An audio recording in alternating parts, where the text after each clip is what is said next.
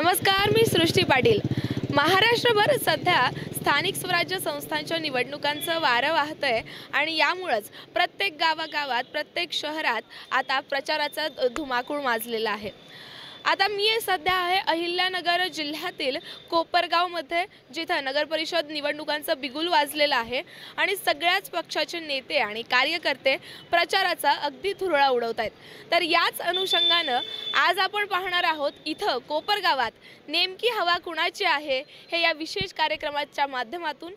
मला सांगा, इतक्या वर्षात तुम्ही कोपरगाव पाहताय, काय चित्र आहे कोपरगावच्या कामांचं, विकासाचं? बदललंय का कोपरगाव? कोपरगाव शहराचा विकास जर म्हणायचा खऱ्या अर्थानं गेली 35-40 वर्ष माजी मंत्री शंकररावजी खोले साहेब यांनी चांगल्या प्रकारे कोपरगाव शहराचं एकदम चांगलं काम केलं होतं।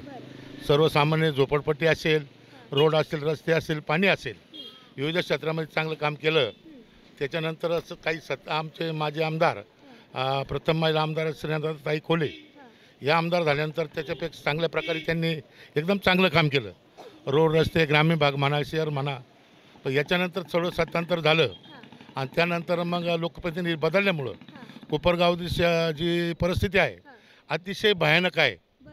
रोड, रस्ते, पाणी किंवा झोपडपट्टी एरियामध्ये, आमच्या शहरामध्ये झोपडपट्टी एरिया मोठा आहे, मध्ये राहायला रस्ते नाही, घरामध्ये पाणी शिरलं, तरी पण कोले परिवार त्या सत्तेत जरी नसला परत सातत्याने लोकांच्या बरोबर आहे।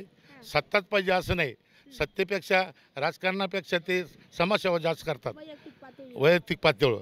म्हणून आमचं असं जनतेचं मत आहे की या ठिकाणी भारतीय जनता पार्टी आणि रिपब्लिकन म्हणजे तुमचं काय मत आहे, येणाऱ्या या निवडणुकीमध्ये कुणाचं पारडं जड होईल?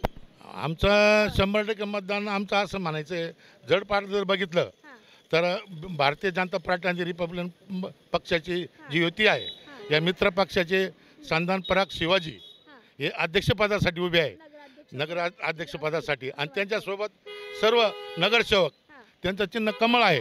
आणि आता हे लोक वैतकलेले बाकीचे सगळी जनता आता हे कमळच फोडणार आहे आणि तरच कोपरगावची या ठिकाणी। मला सांगा, तुमच्या बोलण्यातून मला लक्षात येतंय कोल्हे परिवार असेल किंवा पराग संधान असतील यांच्यावर खूप विश्वास दिसतोय की काम करतील, बरं अपेक्षा आहे का? बरं असेल अपेक्षा म्हणजे ते सत्ता नसताना काम करतात, सत्ता आल्यानंतर जास्त काम होईल असं आम्हाला वाटतं आणि म्हणून त्यांचं सत्ता आलीच पाहिजे।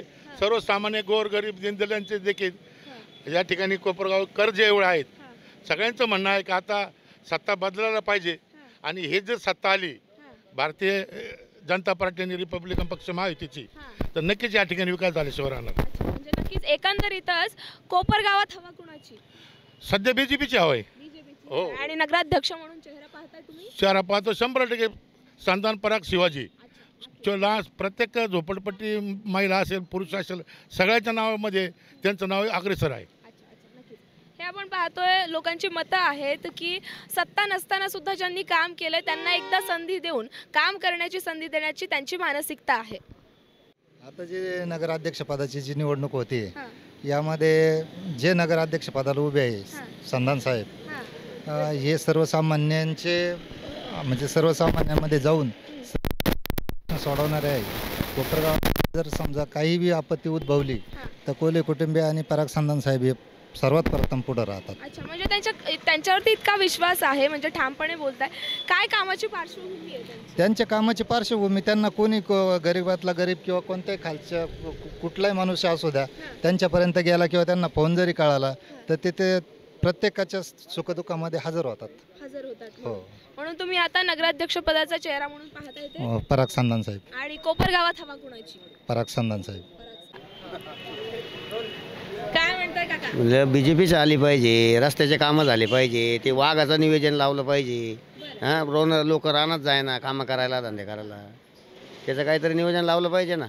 मग या सगळ्यासाठी अपेक्षा कुणाकडे? आमची अपेक्षा बीजेपीकडूनच आहे। अच्छा, बीजेपीकडून बीजेपीकडूनच अपेक्षा आहे आमची। काय विश्वास आहे? ईश्वर केले, काही कामं केलेले आणखी अजून करतील असा अंदाज आहे। तर मंडळी, आपण पाहिलं की कोपरगाव अहिल्यानगर जिल्ह्यातील एक महत्त्वाची नगर परिषद, जिथे आपण रस्त्यांवर, चौकात आणि गल्ली गल्लीमध्ये जाऊन पाहिलं की लोकांना काय वाटतं, त्यांच्या काय समस्या आहेत, त्यांच्या काय मागण्या आहेत आणि या निवडणुकीमध्ये त्यांचा कल कुणाकडे आहे, येणाऱ्या नगराध्यक्षानं काय काम करावीत, त्याच्याकडून काय अपेक्षा आहेत हे जाणून घेण्याचा प्रयत्न केला आणि एकंदरीतच सर्व लोकांचा कल थोडासा भाजपाकडे आणि नगराध्यक्ष पदासाठी पराग संधान यांच्याकडे झुकतोय असंच वाटतंय.